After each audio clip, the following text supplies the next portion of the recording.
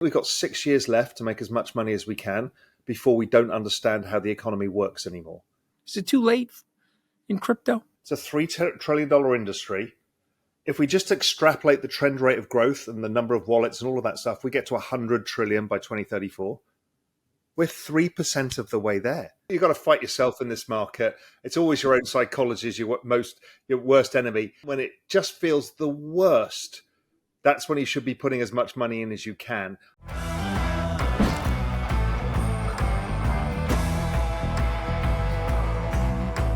Hi, and welcome to Speak Up. I'm your host, Anthony Scaramucci, and I have my handsome guest and good friend, Raoul Pal. And I just have to point out that the women in this office are crushing on you. So if your wife listens to these things, she needs to know, step up your game, girl. All right? Exactly. Now, Raoul is the founder and CEO, global macro investor, and also the founder of Real Vision. So many different things, though. Prominent entrepreneur, investment strategist, former hedge fund manager, former Goldman Sachs employee in London, known for investing in crypto, Bitcoin, particularly Bitcoin, other insights and macro trends. But truth be told, I just think you're an awesome guy, and you are ahead of the curve. You've seen things before other people, and now other people are starting to see the things that you have seen. And so the question is, where do we go now? So let's start there. I want to start with Bitcoin first, if you don't mind. So as I'm talking to you, give me a time horizon as well, because I can. yeah. So I'm going to say to you, over the next 3 to 6 months, what happens to Bitcoin, and then what happens to Bitcoin over the next 5 years, and then I want you to go into the macro. But I want to start with Bitcoin because I think it's important. I'm talking to you where Bitcoin is at 92,000. You're also talking to a person that did buy Bitcoin at 68,000 in November of 2021, wrote it down to 17,000. So you're talking to a battle-torn, scarred human being. Did you add to your trade when it went lower? I did. No, absolutely. No, I absolutely did. No. And then it works wonders, right? No. I added. No. I've been a consistent buyer every month of Bitcoin since October of 2020. And even in the downtimes when I thought I was getting to get creamed, I was nibbling. I can't say I was buying as much in my overconfident, zealous 68,000 prints. I was less confident at 17,000. Isn't that how human nature works, Raoul?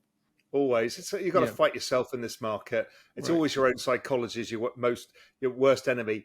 I've learned from being in this cycle for so long that really, if you can, when it just feels the worst, that's when you should be putting as much money in as you can. Obviously, it's also the hardest time because nobody's got money, because liquidity is being drawn out of the system. Everyone's feeling the pinch. So it's actually hard to scrape pennies from under the sofa, but it is the best strategy of all because your gains compound so fast when you do it. Well, I'm with you on that. I've learned that in my old age. I tell younger people, just nibble at things, make an investment every month, and don't look at it. Pay yourself first. But where's Bitcoin going to be 3-6 months? And then give me your 5-year outlook. Yeah. I mean, I try not to give price projections, and I know you always pin them out of me. But the point being is, we're very public on social media, and it's just people pin their hopes and dreams on a number you give them. But my general thesis is we will rally into year end. We will correct at some point. There's a bunch of hedge funds and RAAs and others who are into this who will need to take a bit of profits into year end. I think we'll get a bit of a shakeout, global liquidity slowing down somewhat, and then we should reaccelerate into the end of tax season. So my view is Bitcoin easily gets to 100 this year, and probably is 150 plus by March before it corrects again, and then we finish the year after a larger correction with a very strong rally into the end. So that's how I think it plays out probabilistically. So when you say a correction, we're at 150, it corrects back to 80? Yeah, maybe something like that. Yeah. Maybe less. Maybe 30% correction. So back down to 100 kind of makes sense to me. Right. And it'll feel miserable, and people will say, has the cycle peaked, and all of that noise. Right. And then usually we end the second year after the presidential election cycle very strong, and then it peaks out sometime there. Mm-hmm. Okay. So if I give a range of targets as opposed to pinpointing a target, worst case is 150, my base case is 250, and in an obscene bull market because everybody's buying, driven by a change of regulation, then it could go as high as 450. Okay, let's go to Solana. I want to ask you the same questions related to Solana because I know you're a bull there. Yeah, so I think Solana finishes this year closer to 400 than it is to 200. So I think This, we've got this year, 6 weeks ago. maybe 350. I mean, it's a higher beta asset, so it should do better. Okay. So I expect that to happen. I think, again, it'll follow the same kind of price path as Bitcoin, but it should outperform all of the way. It's been in this consolidation versus Bitcoin, sideways consolidation. The next leg should be altcoin season, and Solana should be the king of the major alts. So I'm kind of expecting Solana from here to probably get to over 1,000, 1250, something like that. All right, last one, Ethereum. Ethereum has been a laggard. I think it plays some catch up. I think it outperforms Bitcoin going forwards for a bit because, if we sit back and look at what the regulatory changes might be, that is the platform upon which most of the institutions will start doing stuff. It's the Microsoft decision. Every bank has Microsoft computers, not Apple computers. So I think that Ethereum actually does better than most people expect going into the end of the year. Again, same price pattern, outperforms Bitcoin. Solana outperforms Ethereum. So it's the risk curve. I want to go to the macro economy for a second. So I don't know. Maybe I'm crazy. The U.S. voter says they don't like the economy. But when I look at the economic data, maybe I'm insulated because I've made a decent amount of money. I don't say that to be arrogant or anything like that. Maybe I'm insulated. Maybe I've lost my touch with the common person. But wages are rising. Unemployment's at an all-time low. Stock market's at an all-time high. General numbers like PPI, et cetera, manufacturing look good to me. They don't look bad. Fed's cutting rates. So what are people so upset about? And obviously they voted. It's been anti-incumbency throughout the West. That's right. And so no surprise that the incumbent was voted out. But what do you think? Two factors here. One is inflation has slowed down, but the prices have stuck. And that's a hard thing for people to take. We all complain every time we go to a restaurant. You go to the supermarket. You're like, really? Is this the prices I'm paying these days? And people haven't made that back. And the one reason we haven't really made it back is the business cycle. So if we look at the ISM survey, the Institute of Supply Managers survey, which is the guide to the global business cycle, it's actually been below 50, which means it's in sort of contraction for the longest period in history now, I think. So there's something going on with the economy. And I think it's because the Fed took so long to cut rates. Because they were fighting the inflation demon of the past. They took too long, and that's kept a bulk of the economy slow. So if you translate that to the ordinary person, if you're running a sandwich shop in Manhattan or you're running a dry cleaners in Chicago, you're not seeing the money come in yet. You're not seeing growth, your business grow. Now, the forward-looking indicators suggest we will get that and we'll get strong growth coming forwards. But really, to get that business cycle turning, we still need the Fed to cut further. Are you concerned about your financial future or think your investments could be doing better? I'm Andrew Brill, one of the hosts here on Wealthion, and I've been there. Not sure my money was in the right places. It's why I've gotten help from a financial advisor.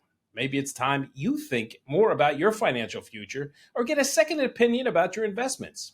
We've made that process easy. Simply go to wealthion.com/free to speak with one of Wealthion's registered investment advisors for a free, no obligation portfolio review. Again, that's wealthion.com/free.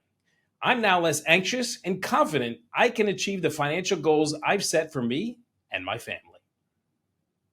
Okay, so we're gonna have a good 4 years. I feel like let me channel Joe Biden. At least when Joe Biden's not sundowning, let me channel him. I'm gonna take the sunglasses off and channel him and say, I inherited a little bit of a mess post-COVID. I cleaned it up. I gave the Fed good general direction. They tightened up rates, tamed inflation. I had 3 or 4 big legislative accomplishments. I'm reshoring microprocessor foundries. I've got the Manufacturing Act that's helping us reshore manufacturing. I am cleaning up the bridges, roads, and tunnels through the Inflation Reduction Act.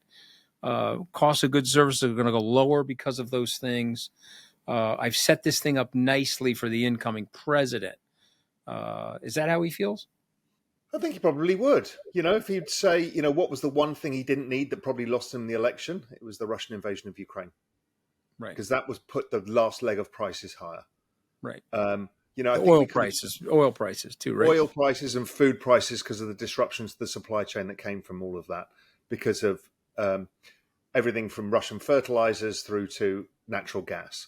So I think if he would look back and say, what really went wrong in an economy that was doing decently well, it was that. And that led the Fed to keep rates higher than normally would have done. And that's what really cost him a lot of the election. Right. Okay. So let's talk about Mr. Trump for a second, the President-elect Trump. What could go right and what could go wrong? So on the right side, I think freeing up of the economy, if he does fulfill the role that some people expect him to do, which is the Reagan-style deregulation, freeing up of the economy, bringing back kind of industry back to the US and allowing technology to move forward and crypto to move forward, you're going to potentially reignite the US economy. The flip side is there's a big debate about tariffs. Are they going to be inflationary? The other issue people don't realize is tariffs plus reduced deficit spending means less dollars in the global system, means a strong dollar, which slows down world growth and creates other problems. So I think if there's anything, it's on that side. It's on, his policies that he talks about now are very, very strong dollar, and strong dollar generally slows world growth pretty badly. And that could screw things up. So let's wait and see. But it means that the US can't export so easily if that's the case, obviously. Okay. What do you think about the relationship that the United States is going to have with the other Western democracies in Trump 2? And how will that, if at all, impact the economy? I think it is more isolationist. And we've seen, Trump 1 was isolationist. I don't see Trump 2 not being isolationist. So I think that creates friction, obviously, with the EU, creates friction with China. And I think it's just going to force that trend that we have seen even under Biden. The Inflation Reduction Act was partly to do with this, is we're just going to have to come home with our manufacturing and have less supply chains. So it's going to create a bit of hostility. But as you said, all of the governments are changing now anyway. Now, the UK's just flipped super left after being right. It looks like Germany's going to flip right from being left. It's very difficult to deal with what set of leaders have what set of... We don't have a cohesive worldview right now. So it is going to feel more isolationist, I think, than, let's say under the Clinton years and even the Bush years where we had a pretty strong worldview. We don't have that anymore. Is Donald Trump going to get rid of the central bank of the United States? No. I think that's all rhetoric to appease the libertarians. I don't think he wants to do that and can do that. I don't think the system is even ready for it yet. We don't. So I think not. I think that's more rhetoric than anything else. Is Donald Trump going to put 1 million Bitcoins on the balance sheet of the United States, on the Federal Reserve balance sheet? First, I think this is a bit of a red herring because as the world's reserve currency, you don't need to hold reserves in anything else. Right? So that's why the US doesn't hold a basket of euros and yen and other shit. It doesn't need to. It's the world reserve currency. So they don't actually need currency reserves or national reserves. They have a legacy of gold, of which we don't know how much is there. So the way to do this is probably to say, well, any Bitcoin or cryptocurrency that's been seized, we'll put it in the reserve. And that's a way of appeasing the crypto crowd without... there's no point to have a reserve. Maybe they do. Maybe they think that that's going to help them. But the worst thing it's going to do is just strengthen the dollar even further. And that is not good. A very strong dollar is a wrecking ball for the rest of the world. And without global trade and global demand, everyone goes through a recession. So you've got to kind of be careful of what you wish for. Okay. This is why I love talking to you, by the way, because you think of things that I don't think of, which is why I like being on TV with you. Okay, let's go to what we're calling the exponential age, which is the rapid advancement of AI, blockchain, and other technologies. So, Mr. Paul, you think there's a boom coming, right? There's a Yeah, techno boom coming, it's right? a techno boom and it's unstoppable. And it's going to be so fast, we don't know how to deal with it. Am I going to be taller as a result of this? No. Or is there a chance? No. It might be possible. There is hope Might- for you yet. Hope for me yet. Okay, Yeah, just there asking. is hope Throw for that you. out There is hope for you yet. I think that's why I have a little bit of jealousy towards you. It's not only you're good looking, but you're a tall son of a bitch. Okay, tell us about the exponential age. Go ahead. So look, it's this nexus of all of these technologies all hitting adoption effects at the same time. You can see that in front of your eyes with crypto. That's what number go up. But AI, we can see that every 3 months is like a groundbreaking set of new models, whether it's video, audio, or just the models themselves or the applications of it. We're seeing the robots coming. We've seen the Optimus robots. We've seen the robots coming out of China. We're seeing Tesla cars. We're seeing, I mean, it's just endless. We're seeing Amazon employing more robots than humans now, and that's accelerating. Then we've got the biotechnology stuff. We've got Google with their AlphaFold, which is the AI based around predicting protein sequences and what that can do for humanity. We're seeing so much all happening at the same time. EV, I mean, nobody realizes because it becomes politicized, but solar growth, the growth of solar power is more than all of other energy generation added together and doubled. And people don't realize how fast this technology is moving as well and how much the prices are coming down. So all of these things mean the price of compute is going lower. The price of energy and electricity will go lower over time. Nuclear can be thrown into that. And then you've got AI, which is driving exponential compute, which ends up with infinite human knowledge. All of these things are so disruptive, we can't get our heads around them. And it's quite difficult to invest in a lot of it. A lot of it is in VC hands or in these giant tech companies. So you've got this fastest growing technology in all history. What are you supposed to do? Buy Microsoft? Yeah, you might double your money or triple your money, but it's not really commensurate with that. So the crypto side of the equation, because the whole new internet is being built on crypto rails. I mean, the AI will have identity and we will have identity on chain. Many of the things you and I have talked about, the larger use of blockchain as a technology, well, that's front and center. So I actually think we've got 6 years, and this is quite contentious. I think we've got 6 years left to make as much money as we can before we don't understand how the economy works anymore. We've got, if an economy is driven by, if the economic trend rate of economic growth is driven by population growth plus productivity growth and debt growth, by the time you change this aging population, which is slowing trend rate of GDP down, replace that with infinite robots and infinite AI, we've replaced the population component. Same with productivity by lowering energy costs. We end up with ridiculous growth. I mean, what are financial markets with AGI? So I think we've got 6 years. So actually, we do a lot of this on Real Vision. So anybody watching this, realvision.com/join, there's a whole stuff around this 6 years. It's really important. I think we've got 6 years to invest to save our futures or cement our futures. Let's go to questions.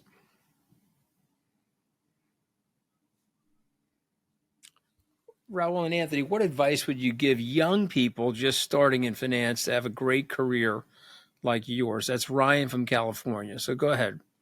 So Chairman, I give this Mr. Chairman. advice. I give this advice to a lot of friends' kids because they're like, I want to go into finance. I'm like, finance is a secularly declining industry. If I was comparing notes with a mate of mine who's just left finance, at the same age, I was earning 3 times as much money as them. The amount of opportunity in finance keeps going down as, guess what? AI technology replaces humans in the trading floors and in investment banking across. I would not go into finance. If you're going to go into finance, go into crypto. Crypto is a secular trend going up, the fastest of all, as opposed to a secular trend going down, which is the traditional finance system. So if you want to apply your finance understanding, you want to do investing, you want to think about macro, do it in crypto and it'll change your life. The key to anybody's career is find a secular trend and ride that. You and I rode the same secular trend. Hedge funds was a huge trend, as was finance at the time. And on my side, it was equity derivatives, which was a huge trend. And we rode those. It makes us look geniuses, even though I'm certainly not a genius. You're smarter. You went to Harvard or somewhere. I didn't. I did go to Harvard, and don't hold it against me because in some ways it stunts your ability to see things. You get Ross Perot. You're old enough to remember Ross Perot, the legendary entrepreneur who also ran for president in 1992. He said something that I'll never forget, Raoul. He said at Harvard Business School when I was there, he said, "I feel bad for you babies." Why do you feel bad for us? He said, you're at Harvard. You're at Harvard. You were successful in the first part of your life. You're not going to take any risks. You're not going to do anything stupid or crazy. And it left a big impression on me. I left that meeting and said, I'm for stupid and I'm for crazy. And that's why I'm a Bitcoiner like you. But is it too late? Is it too late in crypto? No. It's currently today a $3 trillion industry. Think of this scale. It's a $3 trillion industry. If we just extrapolate the trend rate of growth and the number of wallets and all of that stuff, we get to 100 trillion by 2034. We're 3% of the way there. We've got 97 trillion of wealth to create in this space. We've barely started. I know we all use that phrase, we're so early, but the adoption of this technology as the financial system starts to operate on its rails, so you have instant settlement for equities and bonds and all of that. The transfer payments, even central bank digital currencies are on these rails. Everything folds into these rails. RID, gaming worlds, all of these things. Well, if we're 3% of the journey, it's all to play for. This is the biggest trend we've ever had. Go to the next question. From a macro perspective, what roadblocks to delivering on campaign promises do you foresee the Trump 2.0 administration encountering in the first year? This is Maureen from Pennsylvania. Well, this is more one for you to answer because I don't really know. You're more used to the ins and outs of the political system. I guess what I would say to Maureen and others is that there are systems and formal processes in place that slowed down the last Trump administration, and will likely slow down this administration. Now, the administration is trying to hop over some certain systems. They don't want to do FBI background checks.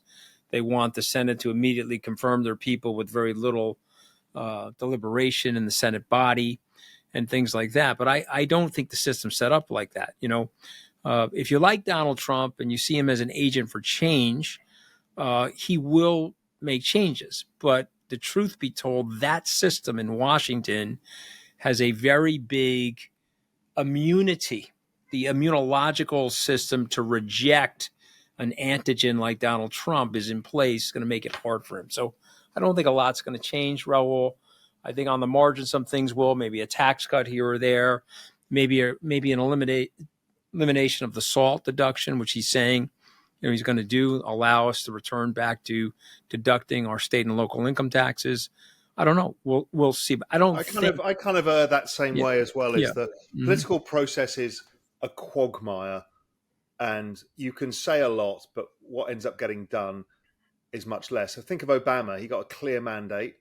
He struggled after even after the midterms, after the first year. It's just really hard to get stuff done.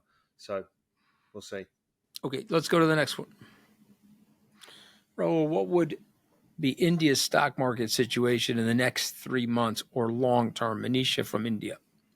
So if we think about that trend rate of GDP formula that question is for me, Raoul, really, because I'm the Indian on this. I'm kidding. Go ahead, keep going.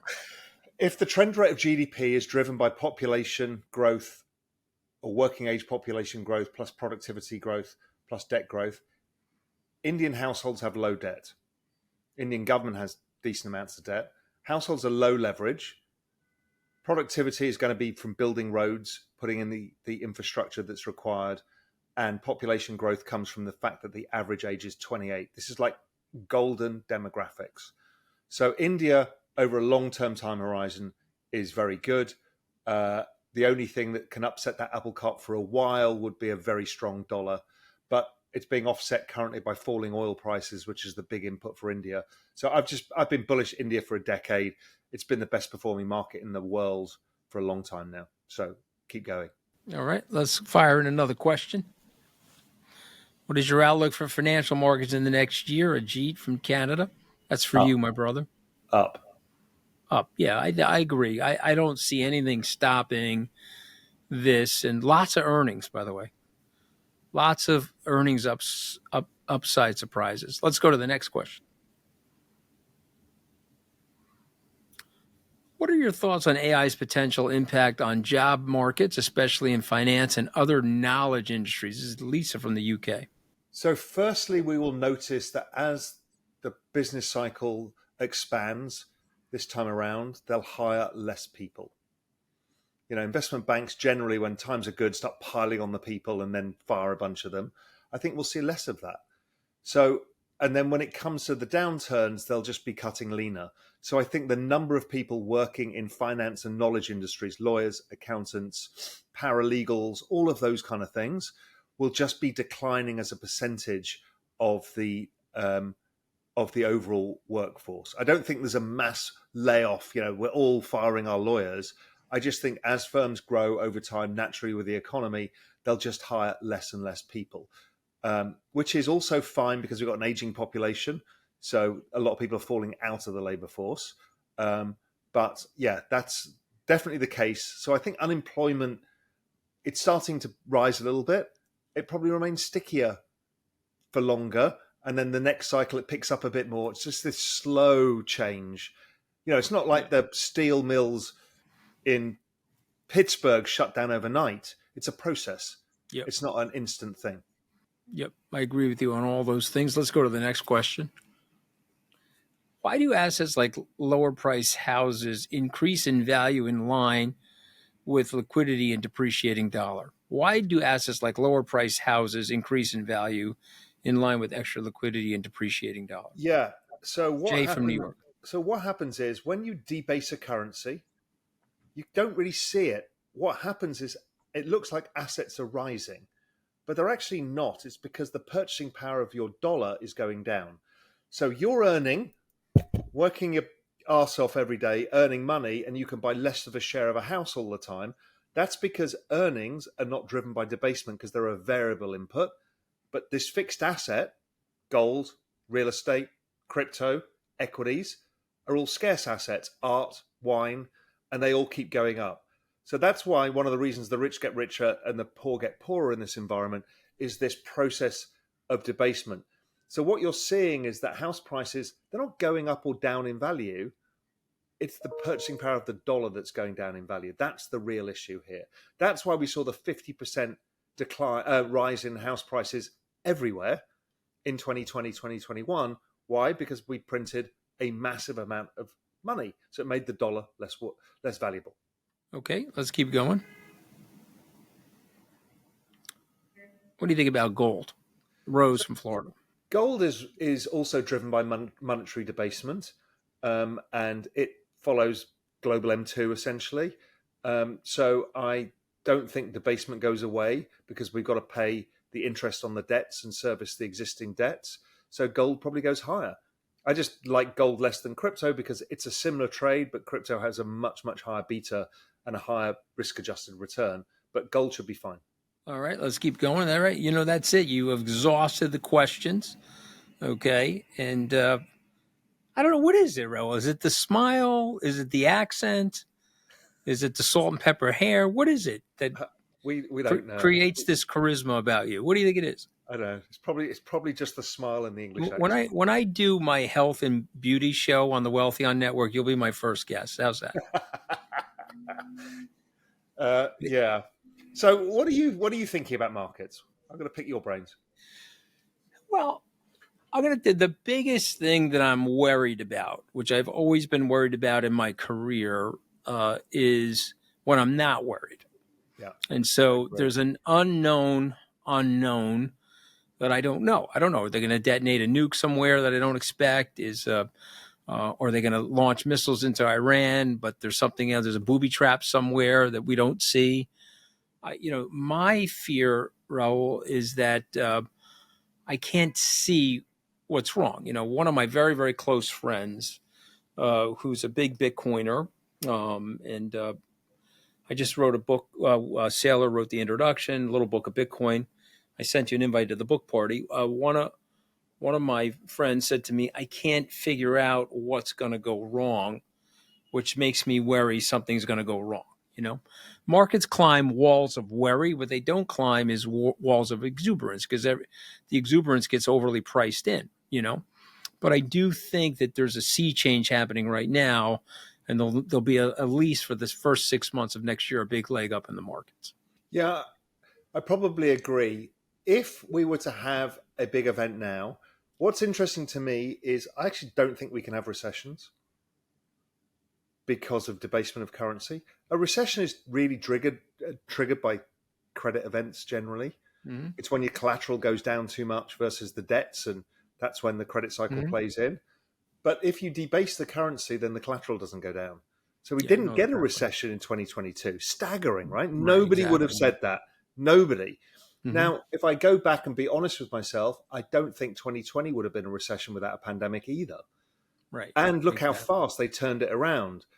Exactly. So I think something has structurally changed. So if you said to me, well, what happens if China invades Taiwan? I will say the markets will fall for about a week, and then we'll go up in a straight line because they're just going to inject more liquidity. Right. Interesting. And so that's a weird world we live in, where actually these things are short-term downside risks and then maximum upside risk. It's weird. I love it. All right, my brother. It's great to have you on. All right, and I'll see you soon. Always good to see you. Yeah, see you in person somewhere.